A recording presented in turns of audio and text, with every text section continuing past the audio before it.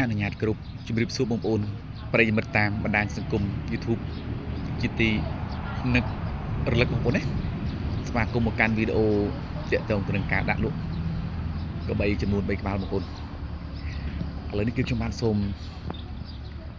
ធ្វើសេចក្តីអធិប្បាយខ្លះៗទាក់ទងទៅនឹងរូបរាងកបីគោដើម្បីឲ្យបងប្អូនបានដឹងជាព័ត៌មានខ្លះបងប្អូនណាសម្រាប់កបីទី1នេះគឺជាប្រភេទកបីកូនមេកមុំបងប្អូនណាជាប្រភេទ3មេកមុំកម្ពស់របស់វាប្រហែលជា 1.15 ម៉ែត្របងប្អូន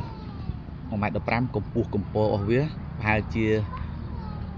អធិស្ឋានបងប្អូនកម្រិតថតរបស់វាលឹបលាប់បងប្អូនលឹបលាប់គួរសម 90% ហើយសម្រាប់3កូនងាក់ទី2នេះគឺកូន3ឈ្មោះបងប្អូន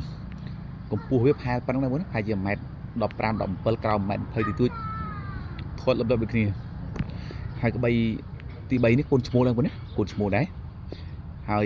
កម្ពស់វាប្រហែលគ្នាបងប្អូនណាប្រហែលគ្នាបងប្អូនក្បីនេះគឺខ្ញុំទិញបានផ្ទះក្បែរគ្នាបងប្អូន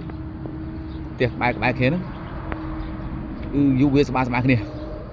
បងប្អូនមានតម្រូវការចង់ទិញនេះគឺបងប្អូនអាចធ្វើការដឹកនាំលេខស័ព្ទខ្ញុំបានពីខ្សែបងណាខ្សែទី1គឺ097 81 13 487ខ្សែទី2គឺ076 210 3574សម្រាប់ទីតាំងក្បីគឺមានទីតាំងស្ថិតក្នុងស្រុកប្រទៀបខេត្តសៀមរាបបងណាអរគុណច្រើនបងប្អូនសម្រាប់វីដេអូនេះមានតែប៉ុណ្្នឹងបងប្អូនអរគុណច្រើនជម្រាបលាជួបខ្ញុំបាននៅវីដេអូក្រោយទៀតអរគុណ